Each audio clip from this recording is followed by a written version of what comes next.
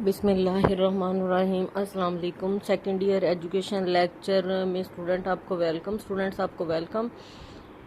آج کا جو ہمارا ٹاپک ہے وہ ہے نظم و ضبط کا فقدان۔ لاسٹ ڈے جو ہم نے ٹاپک ڈسکس کیا تھا وہ تھا تعلیم نسواں، یعنی خواتین کے حوالے سے جو ہمارے تعلیمی مسائل ہیں وہ کیا ہے۔ اس میں ہم نے ڈسکس کیا کہ خواتین کی تعلیمی ادارے ایک تو کم ہے، دوسرا ہمارا رویہ جو ہے وہ خواتین کی تعلیم کے بارے میں مثبت نہیں ہے، آبادی میں اضافہ ہے، غربت ہے، اس طرح کے بہت سارے مسائل ہیں جس کی وجہ سے خواتین کی تعلیم کی طرف توجہ نہیں دی جا سکی، اور ہمارا جو لٹریسی ریٹ ہے، جو شرح خواندگی ہے وہ جو ہے وہ بہت کم ہے خواتین کے معاملے میں۔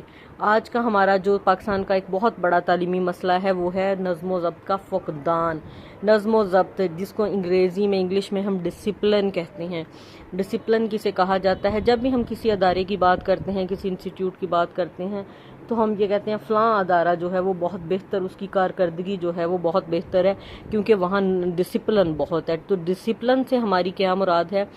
ڈسپلن سے مراد ہم کیا لیتے ہیں؟ ڈسپلن یہ کہ تعلیمی ادارہ اپنے وجود کو برقرار رکھنے کے لیے اور اپنے مقاصد تعلیم کو پورا کرنے کے لیے جو قانون سازی کرتا ہے، جو قاعدے قوانین بناتا ہے، جو رولز اینڈ ریگولیشن بناتے ہیں اسٹوڈنٹس کے لیے، تو ان کو فالو کرنا جو ہے وہ ہے نظم و ضبط۔ تو انفارچونیٹلی تعلیمی اداروں میں نظم و ضبط کے بہت سارے مسائل ہیں، اور اس میں جو ہے اگر ہم اپنے تعلیمی اداروں میں دیکھیں تو وہ کیا ہے؟ بچوں کی بلا وجہ جو ہے وہ تعلیمی اداروں سے غیر حاضری ہے، کلاسز اٹینڈ نہ کرنا، اگر اٹینڈ کرنا تو پھر ان کا رویہ جو ہے وہ لرننگ کے بارے میں مثبت نہ ہو، یہ سارا جو ہے، اور تعلیمی ادارے کی املاک کو نقصان پہنچانا وغیرہ، یہ سارے نظم و ضبط کے فقدان کی صورتحال ہے۔ پاکستان کے تعلیمی مسائل کا ایک بہت ہی اہم مسئلہ تعلیمی اداروں میں طلباء کا نظم و ضبط ہے، جس کی وجہ سے بہت سے تعلیمی اور ہمارے معاشرتی مسائل پیدا ہو رہے ہیں، خصوصاً تعلیمی اداروں کا ماحول، ہمارے تعلیم کا معیار اور معاشرتی رویے بری طرح متاثر ہوئے ہیں۔ عام تاثر یہی ہے کہ ہمارے تعلیمی اداروں، خصوصاً سرکاری یا نیم سرکاری اداروں میں طلباء اور اساتذہ جو ہیں وہ تدریس کے معاملے میں سنجیدہ نہیں ہے۔ عمومی ایک رویہ بن چکا ہے، وہ یہ ہے کہ جو سرکاری ہمارے جو ہیں اور نیم سرکاری ادارے جو کہ گورنمنٹ کی سرپرستی میں چلتے ہیں، وہاں پہ نہ اسٹوڈنٹ سیریس ہے تعلیم کے معاملے میں اور نہ ٹیچر ہے۔ طلباء کے باہمی اور اساتذہ کے ساتھ تعلقات کی نوعیت میں بھی احترام، شفقت، رواداری اور برداشت جیسی اقدار آہستہ آہستہ کم ہو رہی ہیں۔ اسٹوڈنٹ اور ٹیچر کا ریلیشن جو ہے وہ بہت اچھا ہونا چاہیے، اس میں احترام ہو، شفقت ہو، ہمدردی ہو، اور جو ہے وہ برداشت و قوت برداشت دونوں میں نہیں ہے، اور آہستہ آہستہ یہ جو ہماری اقدار ہیں، اور معلم جو ہے وہ روحانی باپ کا درجہ رکھتا ہے، یہ ساری اقدار آہستہ آہستہ ختم ہوتی جا رہی ہیں۔ طلباء اور اساتذہ مختلف گروپس میں بڑھتے جا رہے ہیں، ڈگریاں ہونے کے باوجود کارکردگی روبہ تنزل ہے، اور یہ ساری صورتحال نظم و ضبط کے فقدان اور کمی کی نشاندہی کرتی ہے۔ اب دیکھیں، ایک بچہ جو ہے وہ اگر 99 مارکس لے لیتا ہے لیکن کریکٹر بلڈنگ اس کی نہیں ہوئی، اساتذہ اور اسٹوڈنٹ کا آپس میں جو ہے نہ احترام ہے، نہ شفقت ہے، نہ رواداری ہے اور نہ برداشت ہے، تو پھر جو ہمارا تعلیمی نظام ہے ہم اس کی کارکردگی کو 100% نہیں کہیں گے بلکہ وہ 0 ہے۔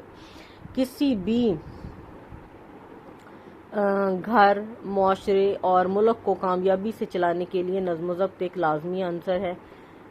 زندگی کے معاملات انفرادی ہوں یا اجتماعی، نظم و ضبط کے بغیر کامیابی ممکن ہی نہیں ہے۔ جب ہم کوئی کام کرنا چاہتے ہیں تو ہمیں ایسا کرنے کے لیے بعض اصولوں اور قوانین کی پابندی کرنا پڑتی ہے جن میں ہماری مرضی کا دخل بہت کم ہوتا ہے۔ مثلاً کالج کے کھلنے اور بند ہونے کے اوقات مقرر ہوتے ہیں۔ اب یہ نہیں ہے کہ اگر آپ کا دل جو ہے وہ صبح 8 بجے جانے کا نہیں اور آپ نے 10 بجے جانا ہے تو آپ یہ کہیں کہ نہیں میری مرضی جو ہے وہ میں 10 بجے جاؤں، ایسے نہیں ہے، بلکہ آپ کی ٹائم ٹیبل باقاعدہ بنایا جاتا ہے نصابی اور ہم نصابی سرگرمیوں کو سر انجام دینے کے لیے۔ یہ اصول، قاعدے اور قانون معاشرے کے افراد نے مل کر باہمی رضامندی سے طے کیے ہیں، لہٰذا معاشرے کا ہر رکن جو ہے ان اصولوں اور قوانین پر عمل کرنے کا پابند ہوتا ہے اور اپنی ذاتی مرضی اور اختیار اور ارادہ ان قوانین اور اصولوں کے تابع کر دیتا ہے۔ انسان کی اپنی جو خواہشات ہیں، جو سوچ ہے، جب اس نے اپنے لیے کچھ قوانین بنا لیے تو خود کو اس کے تابع کر دیتا ہے۔ ان اصولوں اور قوانین کی پابندی اور ان کے مطابق عمل کرنے کو ہی نظم و ضبط کہا جاتا ہے۔ ٹریفک کے قوانین میں سرخ سگنل کے روشن ہونے کی صورت میں سڑک پار کرنا منع ہے۔ یہ ایک قانون ہے اور اصول ہے۔ جو اس کی خلاف ورزی کرے گا اور اپنی مرضی کرنا بد نظمی کی مثال ہوگی تو پھر اس کو پکڑ لیا جائے گا اور اس کی چلان کر دیا جائے گا، کیونکہ یہ قانون ہم نے خود بنایا ہے حادثات سے بچنے کے لیے کہ جب آپ نے ریڈ سگنل دیکھنا ہے، لائٹ دیکھنی ہے تو وہیں پہ رک جانا ہے۔ تعلیمی اداروں میں نظم و ضبط سے بھی یہی مراد ہے کہ ان اداروں کے طے شدہ اصولوں اور قوانین پر پوری طرح سے عمل کیا جائے اور کوئی بھی ان کی خلاف ورزی کرتے ہوئے اپنی مرضی نہ کرے۔ اس طرح اپنی مرضی کو ادارے کے مقرر کردہ اصولوں اور قاعدے قوانین کے تابع کر دینا ہی نظم و ضبط ہے۔ اس عمل میں پرنسپل، اساتذہ، طلباء اور ملازمین مقرر شدہ اصولوں کی پابندی کرتے ہیں۔ اس ضمن میں سب سے اہم ذمہ داری اساتذہ اور پرنسپل کی ہوتی ہے، وہ خود ان قوانین اور اصول کی پابندی کرے اور طلباء سے بھی کروائیں۔ ادارے کے نظم و ضبط کے خلاف ورزی اساتذہ اور طلباء سمیت سب کے لیے قابل گرفت ہونی چاہیے۔ ہر اساتذہ کو علم ہو کہ اس کے ذمے کیا کام ہے، اس نے وہ کس طرح انجام دینا ہے، اور اس طرح ہر طالب علم کو یہ بھی پتہ ہو کہ اس نے کب اور کہاں اور کس کی نگرانی میں کون سی سرگرمی میں حصہ لینا ہے اور کن قوانین کی پابندی کرنی ہے۔ ان کا اصل مقصد طلباء کو بری عادات اور برے اعمال سے جو ہے وہ روکنا ہے تاکہ ان کی سیرت اور کردار کی تربیت ہم کر سکیں۔ نظم و ضبط افراد کے لیے کیا کہہ سکتے ہیں ہم؟ اپنے رویے، عادات، اعمال اور کام کرنے کے انداز پر کنٹرول کا ایسا عمل ہے جس میں فرد اپنے معاشرے یا ادارے کی طرف سے طے کردہ قواعد و ضوابط اور اصولوں کے مطابق اپنی سرگرمیوں اور اعمال انجام دے سکے۔ ہم اپنے ارد گرد میں نظم و ضبط کے فقدان کا مشاہدہ کر سکتے ہیں۔ وہ ایسی سرگرمیوں میں جو ہے وہ طلباء مصروف ہیں جو ایک طرف تو تعلیمی اداروں کے نظم و ضبط کے خلاف ہیں تو دوسری طرف معاشرتی اقدار اور سماجی اصولوں سے بھی مطابقت نہیں رکھتے۔ اور طلباء کی کچھ سرگرمیاں ہیں جو کہ تعلیمی اداروں میں ناقص نظم و نسق کی نشاندہی کرتی ہیں۔